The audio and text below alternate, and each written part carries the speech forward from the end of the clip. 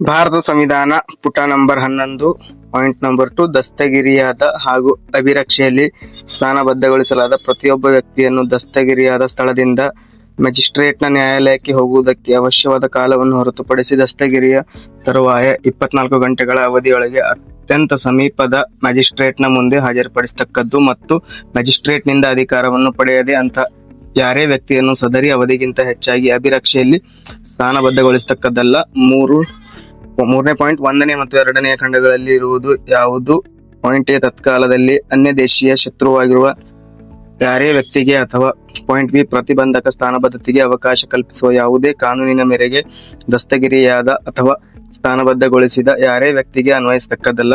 Point number 4 ಪ್ರತಿಬಂಧಕ ಸ್ಥಾನಬದ್ಧತೆಗೆ ಅವಕಾಶ ಕಲ್ಪಿಸುವ ಯಾವುದೇ ಕಾನೂನು ಯಾರೇ ವ್ಯಕ್ತಿಯನ್ನು ಪಾಯಿಂಟ್ ನಂಬರ್ ಎ ಉಚ್ಚ ನ್ಯಾಯಾಲಯದ ನ್ಯಾಯಾಧೀಶರಾಗಿರುವವರನ್ನು ಅಥವಾ ಆಗಿದ್ದವರನ್ನು ಅಥವಾ ಅಂಥ ನ್ಯಾಯಾಧೀಶರಾಗಿ ನೇಮಕಗೊಳ್ಳಲು ಅರ್ಹತೆ ಪಡೆದಿರುವವರನ್ನು ಒಳಗೊಂಡ ಸಲಹಾ ಮಂಡಳಿಯು ಸದರಿ 3 ತಿಂಗಳ ಅವಧಿಯ ಪೂರೈಸುವುದಕ್ಕೆ ಮುಂಚಿತವಾಗಿ ತನ್ನ ಅಭಿಪ್ರಾಯದಲ್ಲಿ ಅಂಥ ಸ್ಥಾನಬದ್ಧತೆಗೆ ಸಾಕಷ್ಟು ಕಾರಣವಿರುವುದಾಗಿ ವರದಿ ಮಾಡಿದ ಸಂದರ್ಭದಲ್ಲಿ ಹೊರತು ಪರಂತು ಈ ಉಪಖಂಡದಲ್ಲಿ ಇರುವುದು ಯಾವುದು? ಯಾರೇ ವ್ಯಕ್ತಿಯನ್ನು ಪಾಯಿಂಟ್ ನಂಬರ್ 7ನೇ ಖಂಡದ ಬಿ ಉಪಖಂಡದ ಮೇರೆಗೆ ಸಂಸತ್ತು ಮಾಡಿದ ಯಾವುದೇ ಕಾನೂನಿನ ಮೂಲಕ ನೇಮಿಸಲಾದ ಗರಿಷ್ಠ ಅವಧಿಯನ್ನು ಮೀರಿ ಸ್ಥಾನಬದ್ಧತೆಯಲ್ಲಿಡುವುದನ್ನು ಅಧಿಕೃತಗೊಳಿಸತಕ್ಕದಲ್ಲ. ಅಥವಾ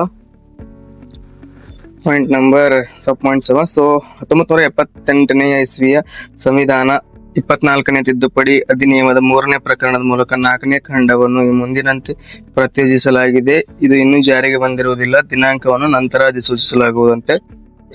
ಪಾಯಿಂಟ್ ನಂಬರ್ 4 ಪ್ರತಿಬಂಧಕ ಸ್ಥಾನಬದ್ಧತೆಗೆ ಅವಕಾಶ ಕಲ್ಪಿಸುವ ಯಾವುದೇ ಕಾನೂನು ಯಾರೇ ವ್ಯಕ್ತಿಯನ್ನು 2 ತಿಂಗಳಿಗಿಂತಲೂ ಹೆಚ್ಚಿನ ಅವಧಿಯವರೆಗೆ ಸಮುಚಿತ ಉಚ್ಚ ನ್ಯಾಯಾಲಯದ ಮುಖ್ಯ ನ್ಯಾಯಮೂರ್ತಿಯವರ ಶಿಫಾರಸುಗಳಿಗೆ ಅನುಸಾರವಾಗಿ ರಚಿತವಾದ ಸಲಹಾ ಮಂಡಳಿಯು ಸದರಿ 2 ತಿಂಗಳ ಅವಧಿಯನ್ನು ಪೂರೈಸುವುದಕ್ಕಾಗಿ ಮುಂಚಿತವಾಗಿ ತನ್ನ ಅಭಿಪ್ರಾಯದಲ್ಲಿ ಅಂಥ ಸ್ಥಾನಬದ್ಧತೆಗೆ ಸಾಕಷ್ಟು ಕಾರಣವಿರುವುದಾಗಿ ವರದಿ ಮಾಡಿರುವಾಗ ಹೊರತು ಹಾಗೆ ಸ್ಥಾನಬದ್ಧತೆಯಲ್ಲಿಡುವುದನ್ನು ಅಧಿಕೃತಗೊಳಿಸತಕ್ಕದ್ದಲ್ಲ. ಪರಂತು ಸಲಹಾ ಮಂಡಳಿಯು ಅಧ್ಯಕ್ಷನನ್ನು ಮತ್ತು ಇಬ್ಬರಿಗಿಂತ ಕಡಿಮೆ ಇಲ್ಲದ ಇತರೆ 2 ಸದಸ್ಯರನ್ನು ಒಳಗೊಂಡಿರತಕ್ಕದ್ದು ಮತ್ತು ಅಧ್ಯಕ್ಷರು ಸಮುಚಿತ ಉಚ್ಚ ನ್ಯಾಯಾಲಯದ ನ್ಯಾಯಾಧೀಶನಾಗಿ ಸೇವೆ ಸಲ್ಲಿಸುವವರಾಗಿರ್ತಕ್ಕದ್ದು ಮತ್ತು ಇತರ ಸದಸ್ಯರು ಯಾವುದೇ ಉಚ್ಚ ನ್ಯಾಯಾಲಯದ ಸೇವೆ ಸಲ್ಲಿಸುತ್ತಿರುವ ಅಥವಾ ನಿವೃತ್ತ ನ್ಯಾಯಾಧೀಶರಾಗಿರ್ತಕ್ಕದ್ದು.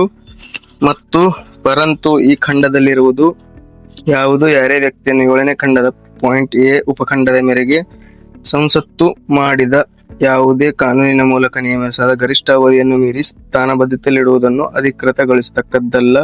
ವಿವರಣೆ: ಈ ಖಂಡದಲ್ಲಿ ಸಮುಚಿತ ಉಚ್ಚ ನ್ಯಾಯಾಲಯ ಎಂದರೆ ಪಾಯಿಂಟ್ ನಂಬರ್ 1 ಭಾರತ ಸರ್ಕಾರವು ಅಥವಾ ಆ ಸರ್ಕಾರಕ್ಕೆ ಅಧೀನನಾಗಿರುವ ಒಬ್ಬ ಅಧಿಕಾರಿಯು ಅಥವಾ ಪ್ರಾಧಿಕಾರವು ಮಾಡಿದ ಸ್ಥಾನಬದ್ಧತೆಯ ಆದೇಶಕ್ಕೆ ಅನುಸಾರವಾಗಿ ವ್ಯಕ್ತಿಯನ್ನು ಸ್ಥಾನಬದ್ಧತೆಯಲ್ಲಿ ಇಡುವ ಸಂದರ್ಭದಲ್ಲಿ ದೆಹಲಿ ಒಕ್ಕೂಟ ರಾಜ್ಯಕ್ಷೇತ್ರದ ಉಚ್ಚ ನ್ಯಾಯಾಲಯ. ಪಾಯಿಂಟ್ ನಂಬರ್ 2 ಯಾವುದೇ ರಾಜ್ಯ ಸರ್ಕಾರವು ಒಕ್ಕೂಟ ರಾಜ್ಯಕ್ಷೇತ್ರವಲ್ಲದ ಮಾಡಿದ ಸ್ಥಾನಬದ್ಧತೆಯ ಒಂದು ಆದೇಶದ ಅನುಸಾರವಾಗಿ ವ್ಯಕ್ತಿಯನ್ನು ಸ್ಥಾನಬದ್ಧತೆಯಲ್ಲಿ ಇಡುವ ಸಂದರ್ಭದಲ್ಲಿ ರಾಜ್ಯದ ಉಚ್ಚ ನ್ಯಾಯಾಲಯ. ಮತ್ತು ಪಾಯಿಂಟ್ ನಂಬರ್ 3 ಒಕ್ಕೂಟ ರಾಜ್ಯಕ್ಷೇತ್ರದ ಆಡಳಿತಾಧಿಕಾರಿಯು ಅಥವಾ ಅಂಥ ಆಡಳಿತಾಧಿಕಾರಿಗೆ ಅಧೀನನಾದ ಅಧಿಕಾರಿಯು ಅಥವಾ ಪ್ರಾಧಿಕಾರಿಯು ಮಾಡಿದ ಸ್ಥಾನಬದ್ಧತೆಯ ಒಂದು ಆದೇಶದ ಅನುಸಾರವಾಗಿ ವ್ಯಕ್ತಿಯನ್ನು ಸ್ಥಾನಬದ್ಧತೆಯಲ್ಲಿ ಇಡುವ ಸಂದರ್ಭದಲ್ಲಿ ಈ ಬಗ್ಗೆ ಸಂಸತ್ತು ಮಾಡಿದ ಯಾವುದೇ ಕಾನೂನಿನ ಮೂಲಕ ಅಥವಾ ಅದರ ಮೇರೆಗೆ ನಿರ್ದಿಷ್ಟಪಡಿಸಬಹುದಾದಂಥ ಉಚ್ಚ ನ್ಯಾಯಾಲಯ.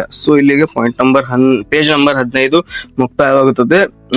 ಭಾರತ ಸಂವಿಧಾನ ಯಾರು ಓದ್ಬೇಕಂತ ಇಷ್ಟ ಆದ ಅವ್ರಿಗೆ ವಿಡಿಯೋ ಶೇರ್ ಮಾಡ್ರಿ. ನಿಮ್ಗೆ ವಿಡಿಯೋ ಇಷ್ಟ ಆಗಿತ್ತು ಅಂದ್ರೆ ಲೈಕ್ ಮಾಡ್ರಿ, ಕಮೆಂಟ್ ಮಾಡಿ, ಶೇರ್ ಮಾಡಿ, ಸಬ್ಸ್ಕ್ರೈಬ್ ಮಾಡ್ರಿ. ಧನ್ಯವಾದಗಳು. ಅಂಡ್ ಎಲ್ಲರೂ ಸಂವಿಧಾನ ಓದ್ರಿ, ಸಂವಿಧಾನನ ಅನುಸರಿಸಿಕೊಂಡು ಹೋಗ್ರಿ. ಅದು ಬಿಟ್ಟು ಹುಚ್ಚುಚ್ಚೂರ್ ತರ ಹಿಂದೂ ರಾಷ್ಟ್ರ, ಆ ರಾಷ್ಟ್ರ, ಈ ರಾಷ್ಟ್ರ, ಮುಸ್ಲಿಂ ರಾಷ್ಟ್ರ ಜಾತಿವಾದನೆ ಮಾಡ್ಲಾಕ್ ಹೋಗ್ಬೇಡ್ರಿ. ಅದು ಒಳ್ಳೇದಲ್ಲ. ಇಲ್ಲಿ ಹೇಳಿ ಮುಗಿಸ್ತೀನಿ. ಬಾಯ್ ಬಾಯ್.